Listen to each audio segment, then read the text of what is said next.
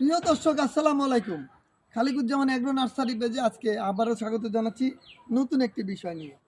এটি তো আপনারা দেখেছেন যে এটি আমার বাগানের রিজার্ভ ট্যাঙ্কি বলি আমি, অর্থাৎ টিউবওয়েল বা মোটর যখন কারেন্ট থাকে না তখন এখান থেকে আমি পানি নেই। তো এটার সঙ্গে দেখেন এখানে 1 2 3 4 5টি ট্যাপ দিয়েছি। তো অনেকে বলেন যে এই 5টি ট্যাপ দেওয়ার কারণ কি?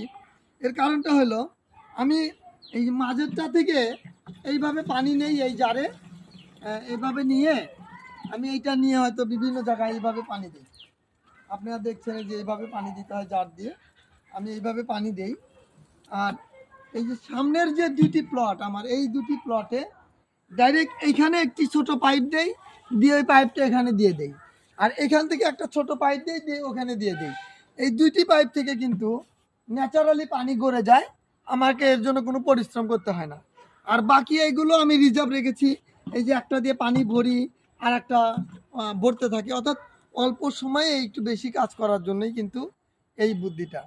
আর এটি ভরতে হয় যে এটা খোলা যায় এই দিক দিয়ে, আমার এই যে এখানে পাইপ আছে, ওই পাইপ যখন মোটর সারি এখানে পানি ভরি, এখানে পানি ভরতে থাকে, আর এখান থেকে আমি রিজার্ভ ট্যাঙ্কিতে পানি পাস করি।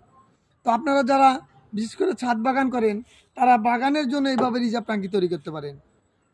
খালিকুজ্জামান এগ্রো নার্সারি পেজের সাথে থাকার জন্য সবাইকে ধন্যবাদ জানিয়ে আজকের ভিডিও শেষ করছি। আসসালামু আলাইকুম।